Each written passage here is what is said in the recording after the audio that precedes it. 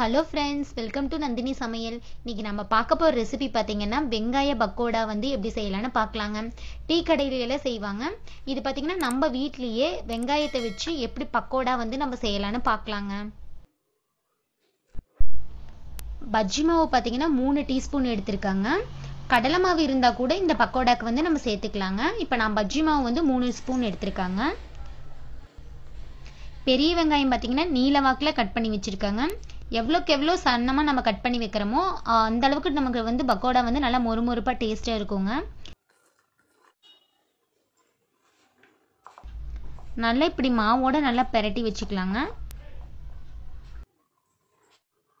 சோடாப்பு கொஞ்சம் லைட்டாக சேர்த்துக்கலாங்க. சோடாப்பு ஏன் சேர்க்குறோம் அப்படின்னா நல்லா மொறுமொறுப்பாக நல்லா கிறிஸ்பியாக வருங்க. அதனால நம்ம சோடாப்பு கொஞ்சம் சேர்த்துக்கலாங்க. உப்பு பார்த்தீங்கன்னா கொஞ்சம் 1/4 டீஸ்பூன் சேர்த்துக்கலாங்க. நமக்கு பஜ்ஜி மாவுலேயே உப்பு ஆல்ரெடி இருக்குங்க. நம்ம லைட்டாக சேர்த்துக்கிட்ட போதுங்க, அதிகமாக சேர்க்க தேவையில்லைங்க. தண்ணியும் பார்த்தீங்கன்னா அப்படின்னா கொஞ்சம் கொஞ்சமாக நம்ம சேர்த்துக்கலாங்க, அதிகமாக சேர்க்க வேணாங்க. கொஞ்சம் லைட்டாக தண்ணி விட்டுட்டு நல்லா மாவை நல்லா பெரட்டி விடணுங்க. பக்கோடா பொரிக்கிறதுக்கு தேவையான அளவு ஆயில் சேர்த்துக்கலாங்க. எண்ணெய் நல்லா சூடானதும் இப்போ பக்கோடா அந்த ஷேப்பில் நல்லா உதுத்தி விட்டுக்கலாங்க.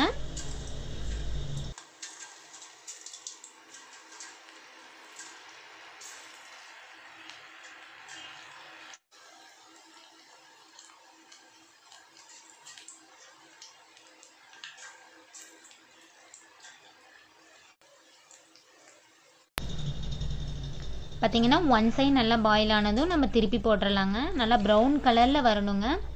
ஒரு 2 to 3 நிமிஷம் நல்லா வேக வைக்கணுங்க. அடுப்பு பார்த்தீங்கன்னா மீடியம் ஃப்ளேமில் தாங்க வைக்கணும்.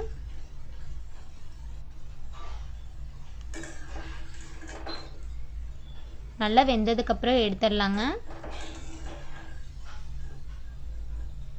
பார்த்தீங்கன்னா நல்லா ப்ரௌன் கலரில் வந்துச்சுங்க. நம்ம இப்போ எடுத்துடலாங்க.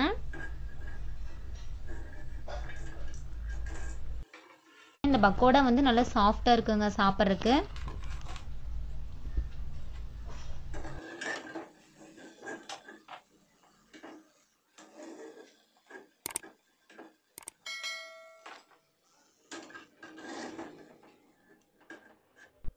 ரெண்டு கொத்து கருவேப்பிலையை பொரிச்சு எடுத்துக்கலாங்க. கருவேப்பிலையை பொரிக்கும் போது பார்த்தீங்கன்னா நல்லா கிறிஸ்பியாக இருக்குங்க. சாப்பிட்றதுக்கு நல்லா மொறுமொறுன்னு டேஸ்ட்டாக இருக்குங்க. இது கூட ஆனியன் சேர்த்து சாப்பிட்டு இன்னும் நல்லா டேஸ்ட்டாக இருக்குங்க.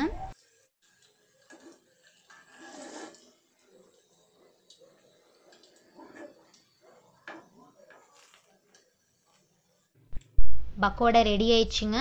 சிம்பிளாக செய்யக்கூடிய இது ஒரு ஈவினிங் ஸ்நாக்ஸ் ரெசிபிங்க. நீங்களும் இந்த ரெசிபியை செஞ்சு பாருங்கள். செஞ்சு பார்த்துட்டு கமெண்டில் எப்படி இருக்குதுன்னு சொல்லுங்கள். தேங்க்யூ.